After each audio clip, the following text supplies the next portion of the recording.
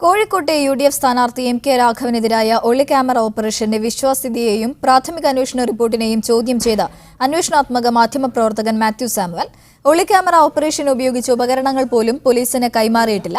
ഇവ നൽകിയില്ലെങ്കിൽ ദൃശ്യങ്ങളുടെ ശാസ്ത്രീയ പരിശോധന സാധ്യമല്ലെന്നും മാത്യു സാമുവൽ പറയുന്നു. തെഹൽക്ക മാനേജിംഗ് എഡിറ്ററായിരിക്കെ നടത്തിയ ഒളി ക്യാമറ ഓപ്പറേഷനുകളുടെ പേരിൽ നേരിട്ട ശാസ്ത്രീയ പരിശോധനകളുടെ അനുഭവങ്ങൾ മുൻനിർത്തിയാണ് മാത്യു സാമുവലിന്റെ വിമർശനം. കോപ്പി ചെയ്ത ദൃശ്യങ്ങൾ മാത്രമാണ് പോലീസിന് നൽകിയിരിക്കുന്നത് എന്നും ഇതുവച്ച് ഫോറൻസിക് പരിശോധന അസാധ്യമാണെന്നും മാത്യു സാമുവൽ പറയുന്നു. വെറുതെ ഒരു 8 മിനിറ്റ് ഫുട്ടേജ് കൊടുത്താലൊന്നും ഫോറൻസിക് ചെയ്തൊന്നുമില്ല. ഈ പറയുന്ന ഫുട്ടേജ് ഒറിജിനേറ്റ് ചെയ്ത മൊബൈൽ, അത് ട്രാൻസ്ഫർ ചെയ്യുന്ന ലാപ്ടോപ്പ്, അത് എഡിറ്റ് ചെയ്യുന്ന എക്യുപ്മെന്റ്, 3 എണ്ണം ഇതിന്റെ ചെയിനായിട്ട് പോകണം. കാരണം അവരിത് അപ്പോഴേ റിജക്റ്റ് ചെയ്യും. കാരണം അവരെങ്ങനെ ഒതന്റിക്കേറ്റ് ചെയ്യും? ഈ സാധനം ഫുട്ടേജ് എവിടുന്ന?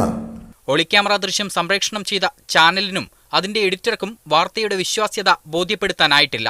താനായിരുന്നു എഡിറ്ററെങ്കിൽ ഇത് പ്രസിദ്ധീകരിക്കുക പോലും ചെയ്യില്ല. അത്രയ്ക്ക് വിശ്വാസ്യതയില്ലാത്ത തരത്തിലാണ് അത് ചെയ്തിരിക്കുന്നത്. ഇവരീ പറയുന്ന 5 or 6 പേരുണ്ട്. 2 പേരെ പറ്റി യാതൊരു വിവരവും ഇല്ല. അതായത് കോഴിക്കോട്ട് വന്നവർ, അവരെവിടെ പോയി? അതുകൊണ്ടാണ് ഞാൻ വിശ്വസിക്കുന്നത് ഇതിനകത്ത് എന്തോ ബോഗസ് ഉണ്ട്. ഇതിന്റെ ഒതന്റിക്കേഷൻ ഇവർ നടത്തിയില്ലെങ്കിൽ രാഘവനെ തൊടാൻ പറ്റത്തില്ല.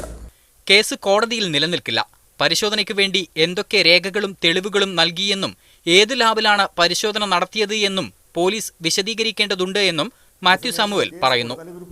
മീഡിയ 1 കോഴിക്കോട്.